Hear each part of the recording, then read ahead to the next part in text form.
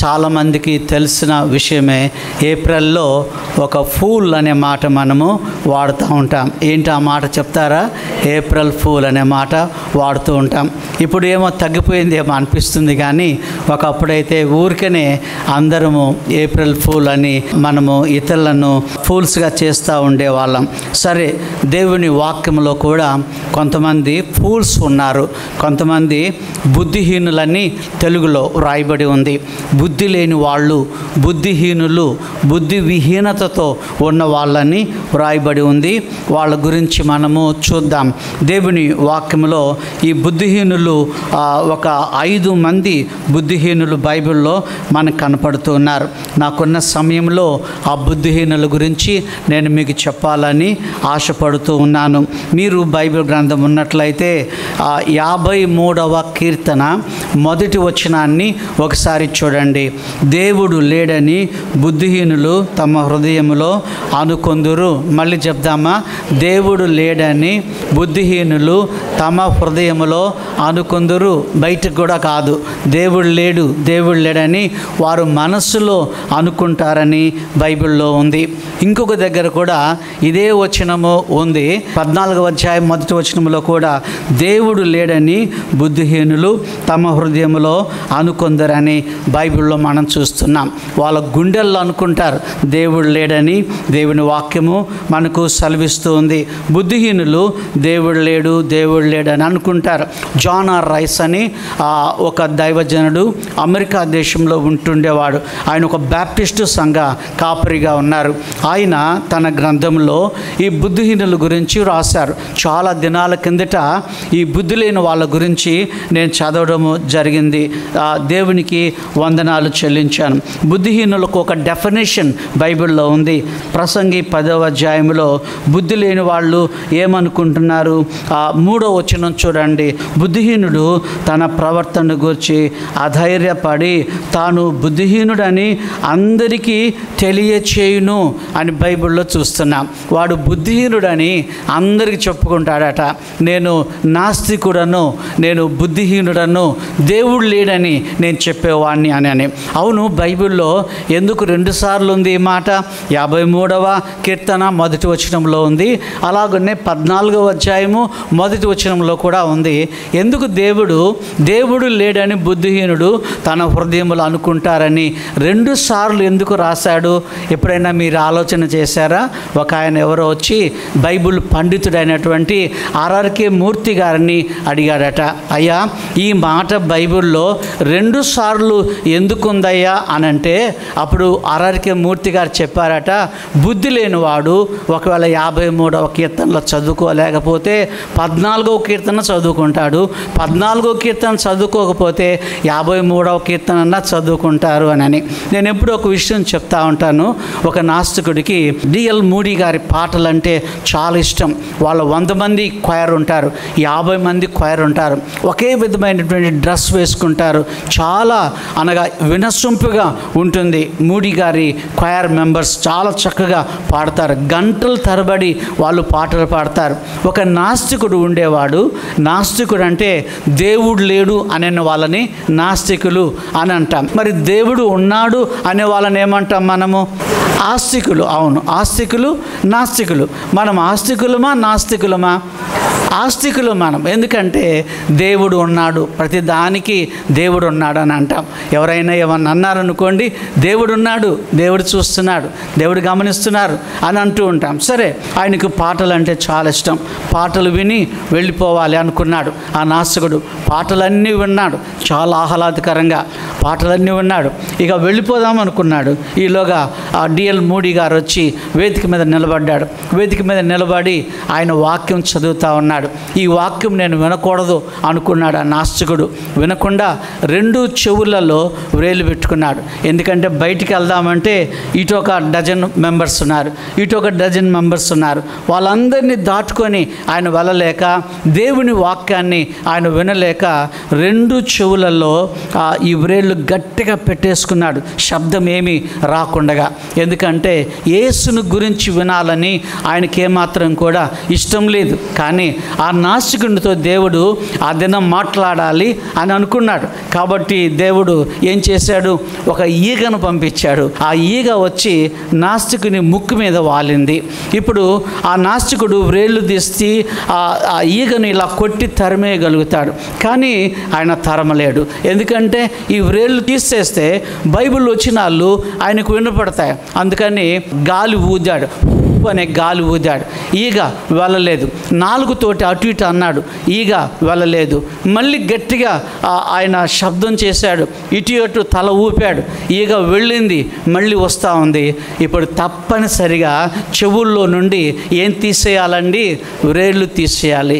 ఈలోగా డిఎల్ మోడీ గారు చెప్తా ఉన్నారు, ప్రయాసపడి భారం మోయిచున్న సమస్త జనులారా నా దగ్గరికి రండి, నేను మీకు విశ్రాంతి ఇస్తాననే మాట ఆయన వింటూ ఉన్నాడు. అలా వింటూ వింటూ వింటూ ఆ సందేశం అంతా విన్నాడు. దేవుణ్ణి తెలుసుకొని ఆ నాస్తికుడు వెళ్ళిపోయాడు. దేవుని వందనాలు చెల్లిస్తున్నాం. హల్లెలూయా చెప్దామా? హల్లెలూయా. చాలామంది నాస్తికులను మనం చూస్తూ ఉంటాం. మీకు కూడా ఎదురుపడి ఉంటారు నాస్తికులు, దేవుడు లేడు అని చెప్పేవాళ్ళు టీవీలలో కూడా మనకు కనపడుతూ ఉంటారు. మీ అందరికీ బాగా తెలిసినటువంటి విషయమే. ప్రభు వందనాలు చెల్లిస్తున్నాం. సరే, బైబిల్లో ఉన్నటువంటి 5 మంది నాస్తికుల గురించి నేను మీకు చెప్పాలని ఆశపడుతూ ఉన్నాను. మొదటి నాస్తికుడు ఎవరు అనంటే దేవుడు లేడు అని చెప్పే నాస్తికుడు. మనం బైబిల్లో చదివాం కదా, నాస్తిక బుద్ధిహీనుడు ఎవరనంటే దేవుడు లేడు. 53వ కీర్తన 14వ కీర్తనలో మనం చూసాం కదా, దేవుడు లేడని బుద్ధిహీనులు తమ హృదయంలో అనుకొందురు అని బైబిల్లో మనం చూస్తూ ఉన్నాం. 110వ కీర్తన 4వ వచనంలో కూడా అవే మాటలు ఉన్నాయి. దేవుడు లేరని యోచన వాళ్ళకు ఉంటుంది అని బైబిల్లో మనం చూస్తున్నాం. గమనించారా? దేవుడు ఉన్నాడని మనం నమ్ముతున్నాం. మీరు దేవుని వాక్యంలో చూడండి, ఆదికాండం 1వ అధ్యాయంలో నేను నా బైబిల్లో నేను ఒక డిఫరెంట్ కలర్ తోటి నేను మార్క్ చేసుకున్నాను. 1వ అధ్యాయము ఫస్ట్ చాప్టర్ మీరు గమనించండి. ఆ 1వ అధ్యాయంలో దేవుడు దేవుడు దేవుడు దేవుడు దేవుడు అని 32 సార్లు ఉందండి. ఎన్నిసార్లు అండి? 32 సార్లు దేవుడు అనే మాట ఉంది. 1వ అధ్యాయంలోనే ఇలా మనం బైబిల్ ఓపెన్ చేసిన వెంటనే దేవుడు దేవుడు దేవుడు అనే మాట బైబిల్లో మనం చూస్తున్నాం. మొదటి వచనంలోనే ఆది యందు ఏమనుందండి? దేవుడు. మళ్ళీ చెప్దామా? ఆది యందు దేవుడు. అలాగనే 2వ వచనంలో దేవుని ఆత్మ, 3వ వచనంలో దేవుడు వెలుగు కమ్మని చెప్పాడని ఉంది. 4 అట్లాగనే మీరు ఇంటికి వెళ్ళిన తర్వాత ఒక చిన్న హోంవర్క్ చేయండి. ఎన్ని పర్యాయములు దేవుడు దేవుడు దేవుడు గాడ్ గాడ్ అనే మాట ఉందో మీరు చూడండి. 32 పర్యాయములు దేవుడనే మాట బైబిల్లో మనం చూస్తూ ఉన్నాం. దేవుడు లేడు. నాస్తికత్వానికి బైబిల్లో ఏమాత్రం కూడా స్థానము లేదు. కోతి నుండి మానవుడు వచ్చాడని డార్విన్ అనేవాడు ఒక సిద్ధాంతాన్ని రాసి డాక్టరేట్ సంపాదించుకున్నాడు. వానరుడు అని అంటాం కదండి. ఆ వాన తీసేసి తీసేస్తే నరుడు, తోకలేని నరుడు అని ఆయన ఒక సిద్ధాంతాన్ని కనిపెట్టాడు. ఆయన క్రైస్తవుడే, కానీ చనిపోయేటప్పుడు నేను ఒక తప్పు సిద్ధాంతాన్ని నేను కనిపెట్టి మనుషులను తప్పు త్రోవ పట్టించానని ప్రలాపించారని పెద్దవాళ్ళు చెప్తూ ఉంటారు. దేవుడు ఉన్నాడు. అందుకే మన జీవితాలలో అద్భుత కార్యాలు జరుగుతున్నాయి. దేవుడు లేకపోతే మనం విచ్చలవిడిగా జీవించి ఉండేవాళ్ళం. దేవుడు లేకపోతే మన ఇష్టానుసారమైన జీవితాన్ని మనం జీవించేవారం. చూడండి, నా చిన్నతనంలో నాకు బాగా జ్ఞాపకం ఉంది. కలర్ కెమెరా లేదు కదండి, మీకు తెలుసు కదా. ఒకానొకప్పుడు బ్లాక్ అండ్ వైట్ కెమెరా మాత్రమే ఉండేది. రంగు కావాలంటే ఒక ఆర్టిస్ట్ దగ్గరికి మన ఫోటో తీసుకెళ్తే టైకి ఒక రంగు వేసేవాళ్ళు బ్రష్ తోటి కదండి, ఆ షర్ట్కి ఒక రంగు వేసేవాళ్ళు. నేను కూడా మా నాన్నగారి ఫోటోను అలాగే చేయించాను బ్లాక్ అండ్ వైట్ ఉన్నప్పుడు. చూడండి, దేవుడు మన కంటిలో ఒక కెమెరాను ఏర్పాటు చేశాడు కదా. మీరు ఏ రంగు బట్టలు వేసుకున్నారు? బ్లూ కొంతమంది వేసుకున్నారు, పింక్ కొంతమంది వేసుకున్నారు, రెడ్ కొంతమంది వేసుకున్నారు, అలాగనే ఎల్లో కలర్ కొంతమంది వేసుకున్నారు. చూడండి, ఈ రంగులన్నీ ఎలా కనపడుతున్నాయి అని అంటే దేవుడు నా కంటిలో ఏం అమర్చాడో చెప్దామండి. ఒక కెమెరా, ఒక కలర్ కెమెరాని ఆయన అమర్చినటువంటి దేవుడై ఉన్నాడు. ఒకప్పుడు అలాంటి కెమెరాలు లేవు, ఆ తర్వాత వచ్చాయి, చాలా శక్తివంతమైనటువంటి కెమెరాలు వచ్చాయి. మన శరీరంలో దేవుడు 200 రక్తనాళాలను ఆయన ఏర్పాటు చేసినటువంటి దేవుడై ఉన్నాడు. మానవులు ఏమంటారు? దేవుడు లేడు, దేవుడు లేడు అనుకుంటారు. కానీ నాస్తిక బుద్ధిహీనుడు, మొదటి బుద్ధిహీనుడు దేవుడు లేడని చెప్పేటటువంటి వాడు. చూడండి, అలాగనే ఆ మైక్రోఫోన్ అంటే చిన్న ధ్వనిని పెద్దగా చేయడము. మనకు దేవుడు ఈ చెవులలో ఒక మైక్రోఫోన్ను ఏర్పాటు చేశాడు. ఆ ధ్వనులు మనం వినగలుగుతున్నాం. పెద్ద శబ్దం వస్తే ఈ చెవులు తట్టుకోలేవు. అది మనందరికీ కూడా తెలిసినటువంటి విషయమే. రేడియో అయితేనేమి, ఈ చెవుల్లో శబ్దాలు అయితేనేమి, వీటన్నిటినీ కూడాను దేవుడు ఏర్పాటు చేసినట్లుగా బైబిల్లో మనం చూస్తున్నాం. 19వ కీర్తన 1వ వచనంలో రాసి ఉంది, ఆకాశము దేవుని మహిమను వివరించుచున్నదని బైబిల్లో మనం చూస్తున్నాం. ఆకాశాన్ని చూసినప్పుడు, అందమైన ఆకాశము, అందమైన మేఘాలను చూసినప్పుడు దేవుడు ఉన్నాడు. అవన్నీ కదులుతూ ఉండగా దేవుడు ఉన్నాడని మనందరం కూడా అనుకొని దేవునికి వందనాలు చెల్లిస్తున్నాం. మనం నేర్చుకుంటున్నటువంటి మొదటి విషయం ఏంటంటే, ఒక నాస్తిక బుద్ధిహీనుడు మనకు బైబిల్లో కనపడుతున్నాడు. దేవుడే వాడిని బుద్ధిహీనుడు అని పిలిచాడు. మనం ఏంటండి, నేను చెప్పడం లేదు, ఆ నాస్తిక బుద్ధిహీనులని దేవుడు చెప్తా ఉన్నాడు. 2 స్నేహితులు ఒక గదిలో ఉంటూ ఉండేవారు. ఒక ఆయనేమో ఆస్తికుడు, ఇంకొక ఆయనేమో నాస్తికుడు. ఆస్తికుడు అంటే ప్రార్థన చేసుకునేవాడు, ఆస్తికుడు అంటే బైబిల్ చదువుకునేవాడు. నాస్తికుడేమో ఈ బైబిల్ చదివేవాడిని ఎప్పుడు చూసి, దేవుడు లేడరా, ఎందుకు బైబిల్ చదువుతావు? దేవుడు లేడరా, ఎందుకు ప్రార్థన చేసుకుంటావు? ఎందుకు చర్చికి వెళతావు? దేవుడు లేడు, దేవుడు లేడని అంటూ ఉండేవాడు. పాపం ఈ క్రైస్తవ ఆస్తికుడేమో దేవుడు ఉన్నాడు అని చెప్పేవాడు. దేవుడు ఉన్నాడని రుజువేంటి? ఈ ఆకాశము, ఈ భూమి, ఈ పర్వతాలు, ఈ కొండలు, ఈ గుట్టలు, ఇవన్నీ దేవుని సృష్టి, ఈ వృక్షాలన్నీ దేవుని సృష్టి అని చెప్పేవాడు. నాస్తికుడైన స్నేహితుడికి ఒక దినం యాక్సిడెంట్ అయింది. రక్తమంతా ఆ యాక్సిడెంట్లో అయిపోయింది. ఫ్రెండ్ చూడ్డానికని ఈ క్రైస్తవ ఆస్తికుడు ఫ్రెండ్ దగ్గరికి వెళ్ళారు. డాక్టర్లు చెప్పారు, మీ ఫ్రెండ్కి యాక్సిడెంట్లో రక్తమంతా పోయింది, కాబట్టి రక్తం కావాలి. అప్పుడు ఆ బెడ్ మీద ఉన్నటువంటి దేవుడు లేడని చెప్పేవాడు ఏమన్నాడు ఫ్రెండ్ తోటి అంటే, ఎక్కడైనా నాకు రక్తం తెచ్చిపెట్టరా, నా రక్తం అంతా పోయిందని డాక్టర్లు చెప్తా ఉన్నారు.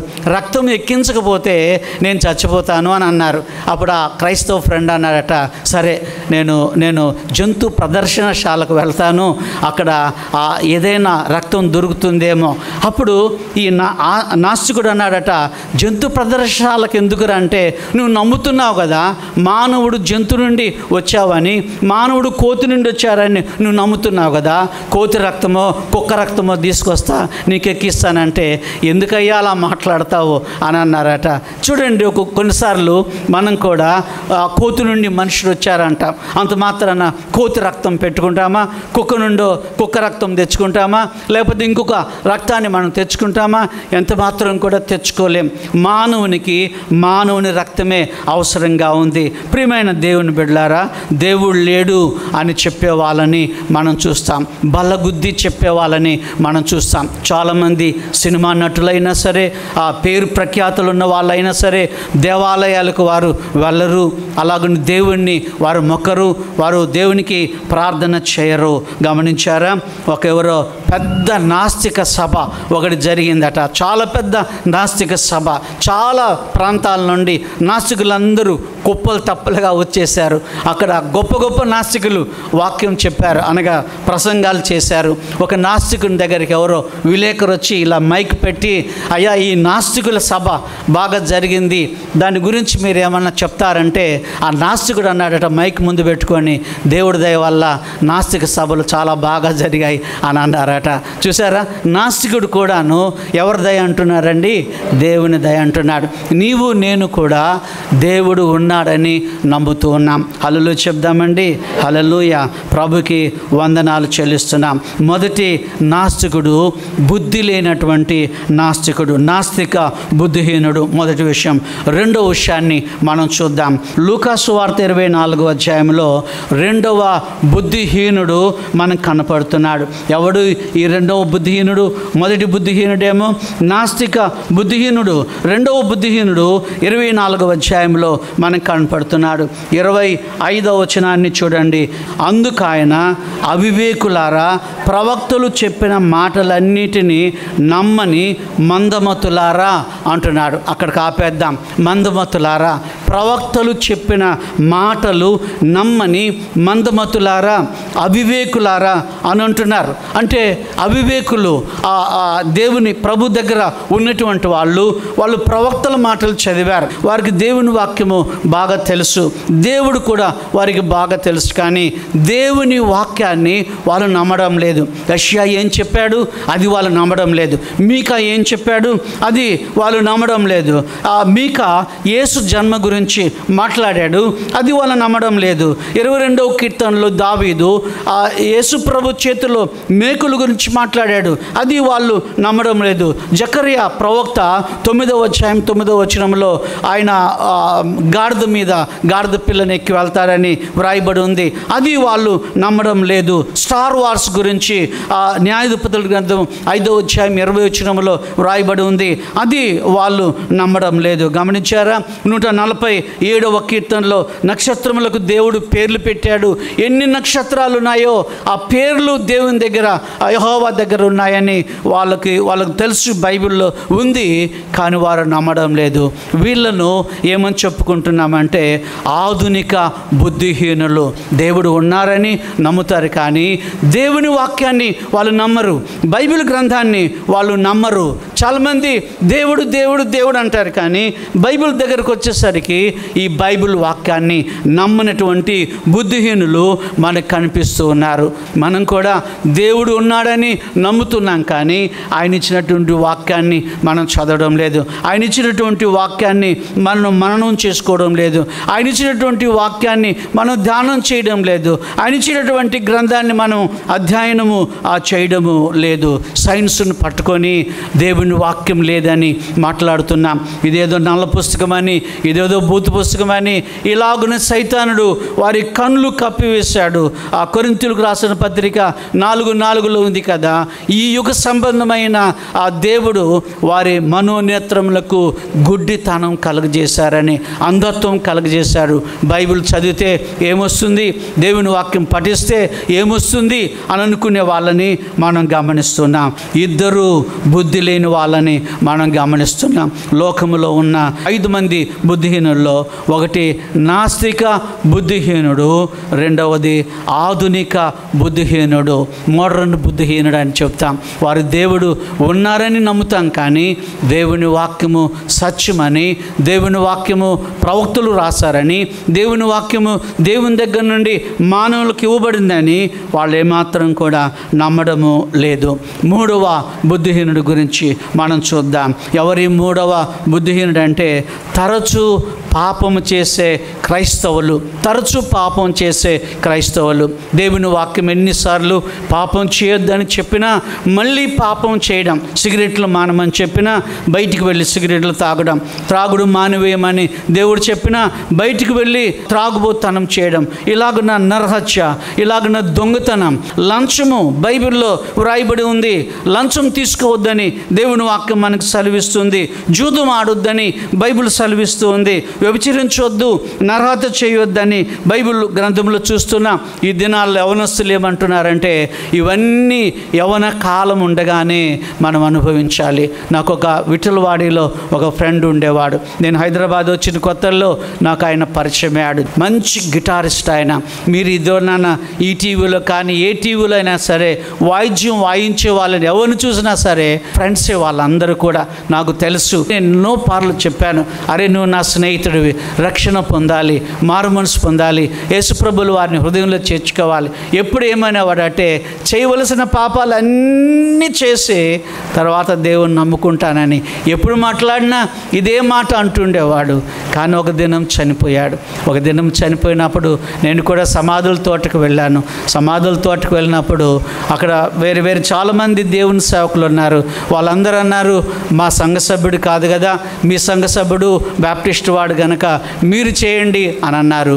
నా స్నేహితుడిని నేనే భూస్థాపితం చేశాను. సరే, ఆయన హాస్పిటల్లో ఉన్నప్పుడు మారుమనసు పొందాడేమో నాకు తెలియదు, రక్షింపబడ్డాడేమో నాకు తెలియదు, యేసుప్రభుల వారిని హృదయంలో చేర్చుకున్నాడేమో నాకు తెలియదు. చర్చిలో చాలామంది బిడ్డలకు గిటార్ నేర్పించారు, చర్చిలో పాటలు పాడేవాడు, ఇవన్నీ జరిగిస్తూ ఉండేవాడు. బహుశా నేను అనుకుంటున్నాను యేసుప్రభుల వారిని సొంత రక్షకుడిగా అంగీకరించారని అనుకుంటున్నాను. ఆ దినం చాలా దిగులు పడ్డాను. ఎందుకంటే నా స్నేహితుడిని నేనే నా చేతుల మీద భూస్థాపితం చేయవలసి వచ్చిందని నేను దిగులు పడ్డాను. చాలామంది ఈ దినాల్లో యవ్వన బిడ్డలు ఏం చేస్తున్నారంటే ఇవన్నీ అనుభవించిన తర్వాతనే బాప్తిసం తీసుకోవాలి, ఇవన్నీ అనుభవించిన తర్వాతనే రక్షణ పొందాలి, ఇవన్నీ అనుభవించిన తర్వాతనే యేసు ప్రభుల వారికి హృదయం ఇవ్వాలని అనుకునే వాళ్ళని మనం గమనిస్తూ ఉంటాం. గమనించారా? ఆధునిక బుద్ధిహీనుడు, తరచూ పాపం చేసేటటువంటి బుద్ధిహీనుడు, ఎన్ని మార్లు చెప్పినా విన్నటువంటి వాళ్ళని మనం చూస్తూ ఉంటాం. మా ఊరిలో జార్జ్ అనే బ్రదర్ ఉంటూ ఉండేవాడు. ఆయన ఎప్పుడు మా గ్రామం నుండి, మా పట్టణం నుండి చెన్నైకి చింతపండు తీసుకొని వెళ్తూ ఉండేవాడు. 2-3 రోజులకు ఒకసారి చెన్నైకి వెళ్ళి చింతపండు అక్కడ లోడ్ దించేసి మళ్ళీ మా పట్టణానికి ఆయన వస్తూ ఉండేవాడు.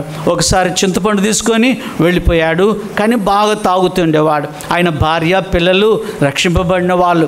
లోన్ స్టార్ చర్చ్ అని ఉండేది. ఆ లోన్ స్టార్ చర్చ్కి భార్య పిల్లలు వచ్చి ఉండేవాళ్ళు. వాళ్ళు ఎప్పుడు వాళ్ళ నాన్నకు చెప్తా భర్తకు జార్జ్ గారికి చెప్తా ఉండేవారు మారు మనసు పొందమని. నేను అప్పుడు చిన్నవాడిని, నేను ఎప్పుడైనా వెళితే ఆయనతో మాట్లాడు అని వాళ్ళు నన్ను పురమాయిస్తూ ఉండేవాళ్ళు. ఆయన ఎప్పుడు పాపం త్రాగే ఉండేవాడు, స్మోక్ చేస్తూ ఉండేవాడు. ఎన్నిసార్లు చెప్పినా వినేవాడు కాదు. చెన్నైకి లారీ తీసుకువెళ్ళాడు, కానీ అదృశ్యమైపోయాడు. ఆ మనిషి కనపడలేదు, లారీ కనపడలేదు, చింతపండు కనపడలేదు. ఎన్ని పర్యాయములు పోలీసు వాళ్ళు చెన్నై నుండి మా పట్టణానికి తిరిగినా జాడలేదు. జార్జి ఏమైపోయాడో, ఆ చింతపండు లారీ ఏమైపోయిందో మరి ఆ ఓనర్స్ కూడా భయపడ్డారు. కానీ కొన్ని దినాలైన తర్వాత తెలిసింది ఏంటంటే ఆ బ్రిడ్జి కిందకి ఆ లారీ వెళ్ళిపోయింది. ఆ బ్రిడ్జి కిందకు లారీ వెళ్ళిపోయింది. ఆ చింతపండు అంతా నుజ్జు అయిపోయింది. అలాగనే స్టీరింగ్ మీద కూర్చొని జార్జ్ అని ఆయన చనిపోయాడు. ఎన్ని మార్లు భార్య చెప్పిందో, ఎన్ని మార్లు పిల్లలు చెప్పారు, ఎన్ని మార్లు నేను చిన్నవాడిగా నేను కూడా చెప్పాను. ఎప్పుడు మారు మనసు పొందినటువంటి వాడు కాదు, తరచూ పాపం చేస్తున్నటువంటి నాస్తికుడు, తరచూ పాపం చేస్తున్నటువంటి నాస్తికుడు. లంచం వద్దన్నా ఆ భార్య పిల్లల్ని పోషించాలి, వారికి ఒక మంచి లగ్జరీ లైఫ్ ఇవ్వాలి, వాళ్ళకి ఒక మంచి బడి ఇవ్వాలని చెప్పి ఈ దినాలలో ఏ ఆఫీస్కి మనం వెళ్ళినా డబ్బులు ఇవ్వందే ఏ పని జరగడం లేదండి. కనుక తరచూ పాపము చేసే బుద్ధిహీనులను మనం చూస్తున్నాం. ముగ్గురిని మనం గమనించాం. ఒకటి నాస్తిక బుద్ధిహీనుడు, రెండవది ఆధునిక బుద్ధిహీనుడు. ఆధునిక బుద్ధిహీనుడు బైబుల్ లేదని అంటారు. ఆధునిక బుద్ధిహీనుడు దేవుని చేత వ్రాయబడలేదంటాడు. ఆధునిక బుద్ధిహీనుడు ఇది దేవుని వాక్యం కాదని చెప్పేటటువంటి వాడుగా ఉన్నాడు. ఇంకొక బుద్ధిహీనుడు బైబిల్లో ఉన్నాడు. ఆయన గురించి మనం చూద్దాం. దయచేసి లూకా సువార్త 12వ అధ్యాయంలో 4వ బుద్ధిహీనుడు మనకు కనపడుతున్నాడు. 12-19. నా ప్రాణముతో ప్రాణమా, అనేక సంవత్సరములకు విస్తారమైన ఆస్తి నీకు సమకూర్చబడి ఉన్నది. సుఖించుము, తినుము, త్రాగుము, సంతోషించుమని చెప్పుదని అనుకొనను. అయితే దేవుడు వెర్రివాడా అంటే ఇంగ్లీష్లో అరే ఫూల్ అనే మాట ఉంది. వెర్రివాడా, ఈ రాత్రి నీ ప్రాణము అడుగుచున్నాను, నీవు సిద్ధపరిచినవి ఎవనోగునని అతనితో చెప్పానని బైబిల్లో మనం చూస్తున్నాం. ఎవరి బుద్ధిహీనుడు? రక్షణ లేని బుద్ధిహీనుడు. ఒకటి నాస్తిక బుద్ధిహీనుడు, ఇంకొకటి తరచూ పాపం చేసే బుద్ధిహీనుడు. ఆధునిక బుద్ధిహీనుడు దేవుడు ఉన్నాడని నమ్ముతారు, కానీ బైబిల్ నమ్మనటువంటి వాళ్ళని ఆధునిక బుద్ధిహీనుడు అని పిలుస్తూ ఉన్నాం. ఇక్కడ ఇంకొక బుద్ధిహీనుడు మనకు కనపడుతున్నాడు. వానికి రక్షణ లేదు. ఈ ఆస్తి అంతా దేవుడిచ్చాడు అని అనడం లేదు. ఈ గోడౌన్స్ అంతా దేవుడిచ్చారని అనడం లేదు. ఈ వడ్లన్నీ దేవుడిచ్చారని ఆయన నమ్మడం లేదు. ప్రాణంతో చెప్పుకుంటున్నాడు. ఏమని? నా ప్రాణమా, తినుము, త్రాగుము, సుఖించుము. 3 డీలు చెప్పారు దేవుని సేవకులు. డ్రింక్, డిన్నర్ అండ్ డాన్స్ అని 3 మాటలు, 3 డీలు చెప్పారు. అనగా తాగు, తిను అనే మాటలు మనం చూస్తున్నాం. వీడు తాగాలి అంతే, వీడు తినాలి అంతే. కనీసం భార్యతోనైనా చెప్పుకున్నాడా? నా భార్యతో నేను కలిసి భోంచేస్తానని అన్నాడా? లేకపోతే నా బంధువులకు నేను ఏదైనా వడ్ల గింజలు ఇస్తానని అనుకున్నాడా? నా స్నేహితులకి ఏదైనా ఇద్దామనుకున్నాడా? నా ప్రాణమా తినుము, త్రాగుము, సుఖించుము. ఇక్కడ చూడండి, నా నా నా అనే మాటలు చాలాసార్లు ఉంది. 17వ వచనంలో నా పంట, అదే 17వ వచనంలో నాకు స్థలము అని అంటున్నాడు. అదే 17వ వచనంలో నేనేమి చేతును అంటున్నాడు.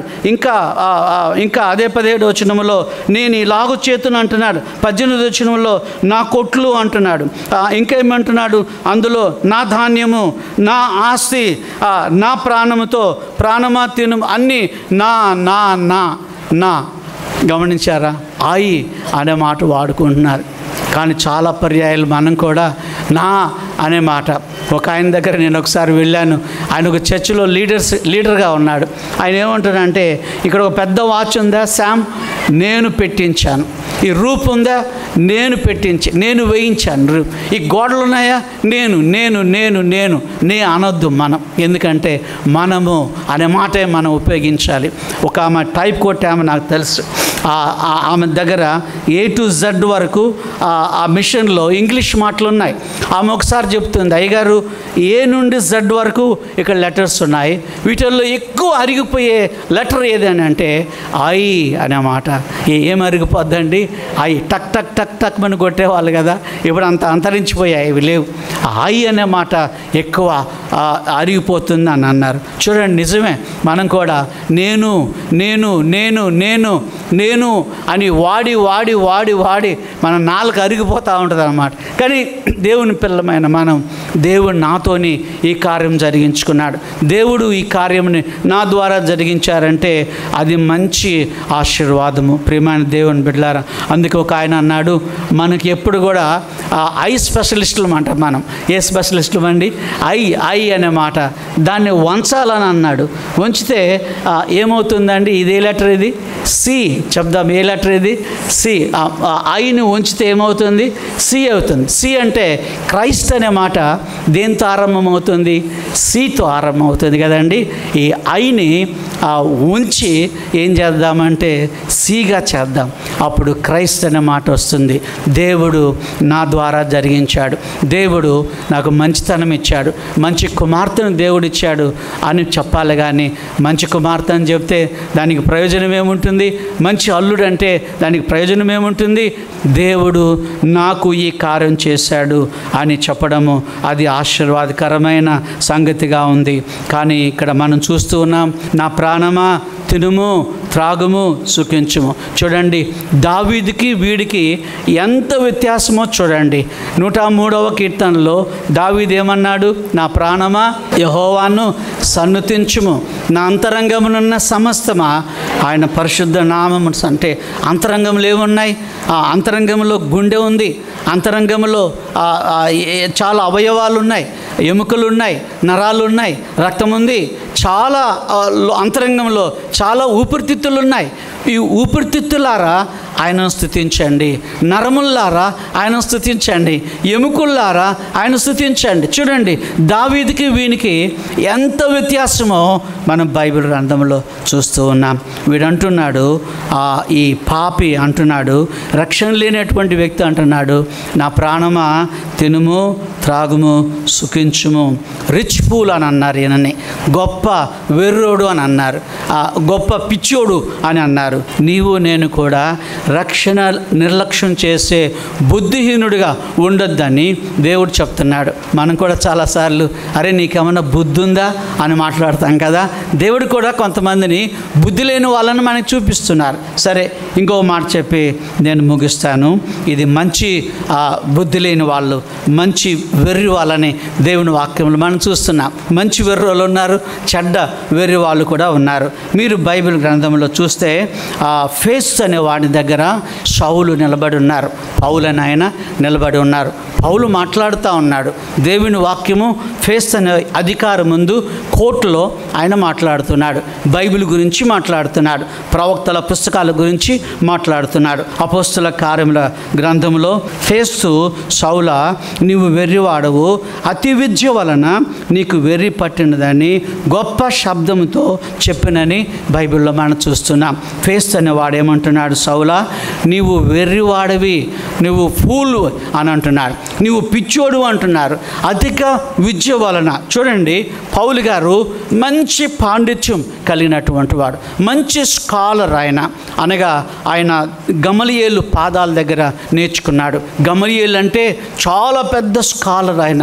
ఆ గమలియేలు పాదాల దగ్గర ఆయన చదువుకున్నాడు. కానీ ఆ చదువంతా పక్కన పెట్టి యేసు కోసమని ఆ చదువును ఆయన చదివినట్టుగా బైబిల్లో మనం చూస్తూ ఉన్నాం. క్రీస్తు రాయబారిగా ఉండడము ఆశీర్వాదకరమని అనుకున్నాడు. ఫేస్తు ఏమంటున్నాడు? సౌలా, నీవు వెర్రివాడవు, అతి విద్య వలన నీకు వెర్రి పట్టినదని గొప్ప శబ్దంతో చెప్తున్నాడు. చాలా పెద్ద కేకతో అంటున్నాడు. సౌలా, నువ్వు పిచ్చోడివి అని అంటున్నారు, గద్దిస్తూ ఉన్నాడు. చూడండి, ఎందుకు ఆయన పిచ్చోడయ్యాడు, ఎందుకు ఆయన వెర్రివాడయ్యాడు? యేసు ప్రభు కోసమని ఆయన వెర్రివాడయ్యాడు. చెప్దాం ఎవరి కొరకని? యేసు ప్రభు కోసమని ఆయన పిచ్చివాడయ్యాడు. యేసు ప్రభు కోసమని ఆయన వెర్రివాడైనట్లుగా బైబిల్ గ్రంథంలో చూస్తున్నాం. ఎఫ్ఎఫ్సిఎస్ అని ఆయనకు ఒక పేరు ఉంది. ఎఫ్ఎఫ్సిఎస్ అని పౌలు గారు ఒకవేళ ఇక్కడ బోర్డు పెట్టుకుంటే సెయింట్ పాల్ ఎంబీబీఎస్ అని అంటాం కదా, అలాంటిది ఒక బోర్డు ఏంటంటే ఎఫ్ఎఫ్సిఎస్ అంటే ఫూల్ ఫర్ క్రైస్ట్ సేక్ అనే మాట. యేసు కోసమని పిచ్చివాడిని అయ్యాను, యేసు కొరకని వెర్రివాడిని అయ్యాను. యేసు కొరక బైబిల్లో ఉంది కదా, దేవుని వాక్యంలో జ్ఞానులను సిగ్గుపరచడానికి దేవుడు లోకంలో ఉన్న ఎవరిని ఏర్పాటు చేసుకున్నాడండి? వెర్రి వాళ్ళను. చెప్దాం ఎవరిని? వెర్రి వాళ్ళను ఏర్పాటు చేసుకు లోకంలో ఉన్న వెర్రి వాళ్ళని తెచ్చుకున్నాడు ఆయన. ఎందుకంటే జ్ఞానులను సిగ్గుపరచడానికి. ఒక ఆయన ఎవరు అంగవిహీనుడైన ఆయన దేవుని వాక్యం ఒకసారి టీవీలో చెప్తా ఉంటే నా ప్రక్కలో ఒక పాస్టర్ కూర్చున్నాడు. ఆయన కళ్ళు ఏమి బాగలేవు, ఆయన మూతి ఏమి బాగలేవు, అంతా వంకరగా ఉంది. నా పక్కన ఉన్న పాస్టర్ గారు అంటున్నాడు, ఈ కండులేని ఆయన, ఈ మూతి వంకర పోయిన ఆయన ఈ టీవీలో వాక్యం చెప్పకపోతే ఏంది అంటున్నారు. నేను ఆయన అన్నాను, నువ్వు చెప్పట్లేదు కాబట్టి ఆ వంకరోలను దేవుడు ఏర్పాటు చేసుకున్నాడు అని అన్నారు. అవును, మనకు అన్నీ బాగున్నాయి, మనం చెప్పడం లేదు కదా, మనకు అన్నీ బాగున్నాయి, మనం చెప్పడం లేదు. అందుకనే దేవుడు ఏం చేశాడు? ఈ వంకరగా ఉన్న వాళ్ళనందరినీ ఆయన ఏర్పాటు చేసుకుని వాళ్ళ ద్వారా దేవుని వాక్యాన్ని చెప్తా ఉన్నారు. ఆయన ఏం మాట్లాడలేదు. చూడండి, ఈ ఫేస్తు అనేవాడు పౌలుని అంటున్నాడు, నీకు పిచ్చి పట్టింది అని అంటున్నారు. ఇంకో మాట చెప్పి నేను ముగిస్తాను. అపోస్తల కార్యముల గ్రంథము 12వ అధ్యాయంలో అందరూ ప్రార్థన చేసుకుంటూ ఉన్నారు. ఒక గదిలో ఉండి, అది మరియమ్మ ఇల్లు, జాన్ మార్క్ వాళ్ళ ఇల్లు అందరూ ప్రార్థన చేసుకుంటున్నారు. అప్పుడు పేతురు గారు ఎక్కడున్నారో చెప్తారా? పీటర్ గారు ఎక్కడున్నారు? జైల్లో ఉన్నాడు, చెరసాల్లో ఉన్నాడు. చాలామంది పోలీసులు ఆయన చుట్టూరా ఉన్నారు. ఒక అంధకార గదిలో పేతురు గారు ఉన్నారు. సంఘం అయితే అత్యాసక్తితో ప్రార్థన చేస్తూ ఉంది. ప్రార్థన చేస్తున్నప్పుడు దేవుని దూతలు వచ్చి పేతురు గారిని రిలీజ్ చేసి ఆయనను తీసుకొచ్చి గవిని వరకు తీసుకొచ్చి ఆయన వదిలిపెట్టి వెళ్ళిపోతే పేతురు గారు నేరుగా నడుచుకుంటూ ఆయన చెప్పులు వేసుకొని ఆ బెల్ట్ పెట్టుకొని దట్టి కట్టుకొని ఎక్కడికి వచ్చారండి? మరియమ్మ వాళ్ళ ఇంటికి వచ్చారు. యెరూషలేము మరియమ్మ వాళ్ళ ఇంటికి, జాన్ మార్క్ వాళ్ళ ఇంటికి వచ్చారు. వచ్చి తలుపు కొడతా ఉన్నారు. లోపల అందరూ ప్రార్థన చేస్తున్నారు. ఏమని? ప్రభువా, పేతురు గారు బయటికి రావాలి, పేతురు గారు బయటికి రావాలి, హెరోదు రాజు ఆయనని లోపలేసేసాడు, బయటికి రావాలి ప్రభు. అందరూ ప్రార్థన చేస్తూ ఉన్నారు. ప్రార్థన చేస్తున్నారు. కానీ ఒక అమ్మాయి వెళ్ళి ఆ శబ్దం విన్నది, డోర్ నాక్ చేయడం విన్నది. నాక్ చేయడం విని ఆయన ఏం మాట్లాడాడో, ఈ ఒక చిన్న పాప ఆ గుంపులో ఉంది.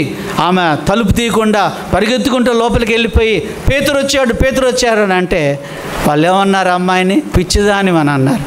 అమ్మాయికి ఉన్న విశ్వాసము ఎంత గొప్పది. పేతురు గారు వచ్చారంటే అమ్మాయి పేరు రోదే. ఏం పేరండి? రోదే అంటే రోజా పుష్పం అని అర్థం. ఆ రోజ్ అనే అమ్మాయిని ఆ రోజా పుష్పం అనే అమ్మాయికి ఒక టైటిల్ పెట్టారు, ఏంటంటే నువ్వు పిచ్చిదానివి అని అన్నారు. అవును, నిజంగా దేవుని నమ్మే వాళ్ళకి ఇతరులకు ఎలా కనపడతారంటే పిచ్చోళ్ళలాగానే కనపడతారు. ఏంటి ప్రతి ఆదివారం మందిరానికి పోవడం, ఏంది వీళ్ళు దేవుడికి డబ్బులు ఇవ్వడం, ఏంది వీళ్ళు దేవుడికి బంగారం ఇవ్వడం, ఏంది దేవునికి వీళ్ళు ధాన్యం ఇవ్వడం ఏంటి, అన్నదానం చేయడం ఏంటి, వస్త్రదానం చేయడం ఏంటి, కానుకలు ఇవ్వడం ఏంటి, ఇవన్నీ లోకానికి పిచ్చిగానే కనపడతాయి. కానీ దేవుడు ఆ పిచ్చి వాళ్ళను ఆయన ఏర్పాటు చేసుకున్నాడు.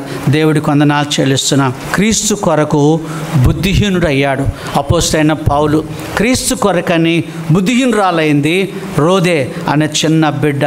దేవుడికి వందనాలు చెల్లిస్తున్నాం. నీవు నేను కూడా యేసు ప్రభు కోసమని బుద్ధిహీనులుగా మనం జీవిస్తుంటే అది పరలోకంలో మనకు ఒక పెద్ద బహుమానమని నమ్మి దేవుడికి మనము వందనాలు చెల్లిద్దాం. మన పిల్లలు కూడా చాలాసార్లు మనం ప్రార్థన చేస్తుంటే మా అమ్మ పిచ్చి పిచ్చిగా ప్రార్థన చేస్తుంది అని అంటారు. ఇక్కడ విఠలవాడిలో ఒక ఆంటీ ఉండేది, ఎప్పుడు ప్రార్థన చేసేది, ఎప్పుడు ఉపవాసం ఉండేది. అప్పుడప్పుడు నేను వారానికి ఒకసారైనా వెళ్ళి ఆమె కుమార్తెతోటి కలిసి ప్రార్థన చేస్తూ ఉండేవాడిని. ఆమె భర్త బాగా తాగుతాడు. ఒక దినం నేను వెళితే, శామ్యూల్ బాబు గారు మా పిల్లలకు చెప్పండి, శామ్యూల్ బాబు గారు నా భార్యకి చెప్పండి, ఎప్పుడు ఉపవాసం ఏంటండి, ఎప్పుడు ప్రార్థన ఏంటండి అని చెప్తా ఉన్నాడు. నేను అన్నాను, ఇలాంటి కుమార్తె ఉన్నందుకు నువ్వు గర్వపడాలి కదా, ఇలాంటి భార్య ఉన్నందుకు నువ్వు గర్వపడాలి కదా, మీ ఇంట్లో ప్రార్థనలు అవుతున్నందుకు నువ్వు అతిశయించాలి కదంటే, ఏం అతిశయమో ఏం గర్వమో అనండి, ఎల్లప్పుడూ ప్రార్థన ప్రార్థన ప్రార్థన. అలాంటి వాళ్ళు మనకు ఉండడం కూడా ఆశీర్వాదమే కదండి. అవును, ప్రభు కోసమని పిచ్చి వాళ్ళుగా వారు పిలువబడ్డారు. పౌలు రాయబారిగా ఉన్నాడు. ప్రభు కోసమని అజ్ఞానంతో ఆయన జీవించాడు. ప్రభు కొరకని సిగ్గు లేకుండా ఆయన వాక్యాన్ని బోధించాడు. ఒక మాట చూడండి, రోమాపత్రికలో ఆయన ఏమన్నాడు, నేను సిగ్గుపడువాడను కాను అని అన్నాడు. దేని కొరకు ఆయన నేను సిగ్గుపడువాడను కాను అని అంటే, సువార్త నిమిత్తమని నేను సిగ్గుపడువాడను కాను అని చెప్పాడు.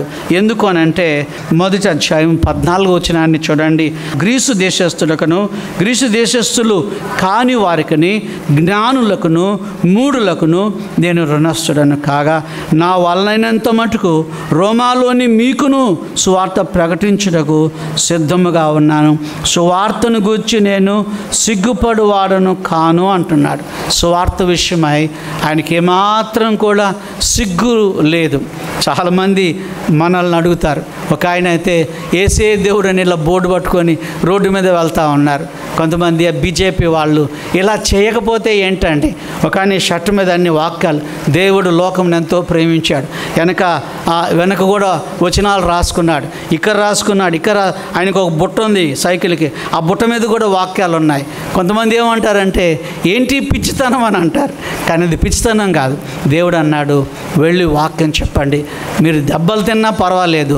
కొంతమంది ఎందుకు పోవాలి, వాళ్ళు వద్దంటున్నారు కదా.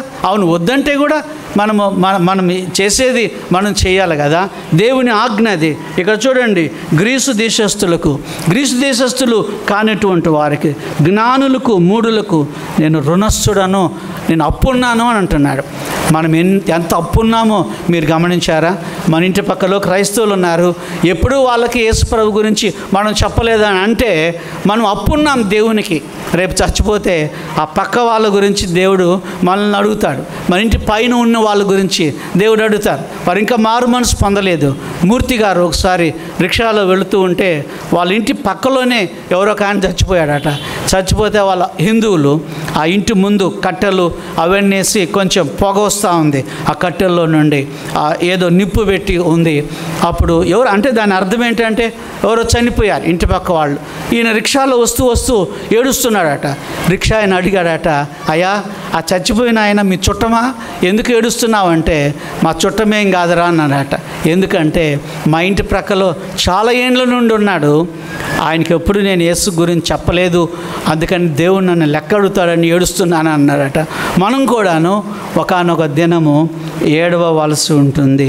అందుకే పౌలు అంటున్నాడు, నేను పిచ్చివాణ్ణిగా మీకు కనపడుతున్నాను కానీ అందరికీ సువార్త చెప్పడానికి నేను రెడీగా ఉన్నానని ఆయన చెప్తా ఉన్నాడు. 5 మంది బుద్ధిహీనులు మనకు కనపడుతుంది. ఒకటి నాస్తిక బుద్ధిహీనుడు, రెండవది ఆధునిక బుద్ధిహీనుడు, మూడవది తరచూ పాపం చేసే బుద్ధిహీనుడు, నాలుగవది రక్షణ నిర్లక్ష్యం చేసే బుద్ధిహీనుడు, రిచ్ ఫూల్ అని దేవుడు ఆయనను పిలిచాడు. ఐదవది క్రీస్తు కోసమని బుద్ధిహీనులు వెర్రి వాళ్ళు అయ్యారు. రోదే వెర్రిదయింది, పిచ్చిదయింది. అపోస్తలైన పౌలు ఆ వెర్రివాడయ్యాడు. నీకు పిచ్చి పట్టింది అని అన్నాడు ఒక అధికారి, ఫేస్తు అనేవాడు. ఆయనను విమర్శించారు. యేసు కోసమని నీవు నేను కూడా వెర్రి వాళ్ళంగా కనపడవచ్చు, కానీ దేవుడు మనల్ని ఆశీర్వదించి కాపాడి దీవించే దేవుడై ఉన్నారు. మనం ఆస్తికులమై ఉన్నాం. యేసు మన కొరకు చనిపోయి, యేసు మన కొరకు తిరిగి లేచి, యేసు మన కొరకు పరలోకానికి వెళ్ళి, యేసు మన కొరకు తిరిగి ఈ లోకానికి రానయ్యున్నటువంటి దేవుడై ఉన్నాడు. దేవునికి వందనాలు చెల్లిస్తున్నాం. మనం కూడా ఈ బుద్ధిహీనులలో పౌలు లాంటి మంచి బుద్ధిహీనులుగా ఉండాలని దేవుడు కోరుకుంటున్నాడు. ప్రార్థన చేద్దాం. తలలు వంచండి, ప్రార్థన చేద్దాం. ప్రేమ కలిగిన మా పరలోకపు తండ్రి, మీ పాదములకు వందనాలు చెల్లించుకుంటున్నాము. నీ ప్రియ కుమారుడును రక్షకుడైన యేసుస్వామి పవిత్రమైన నామములో నీ పరిశుద్ధ సన్నిధిలో ఉంచిన గొప్ప ప్రభువా, మీకు వందనాలు చెల్లిస్తున్నాం. వాక్యం ద్వారా మాట్లాడినందుకై మీకు వందనాలు. ఈ దినాలలో ఆధునిక బుద్ధిహీనులను గురించి మేము నేర్చుకున్నాం. దేవుడు లేడని చెప్పే బుద్ధిహీనుల గురించి మేము నేర్చుకున్నాం. ప్రభువా, వాక్యము నమ్మనటువంటి బుద్ధిహీనుల గురించి మేము నేర్చుకున్నాం. నీ కొరకని వెర్రి వాళ్ళైనటువంటి వాళ్ళ గురించి మేము ధ్యానం చేశాం.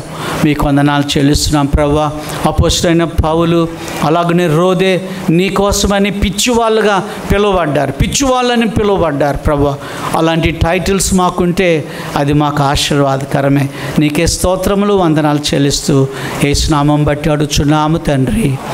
ఆమేన్.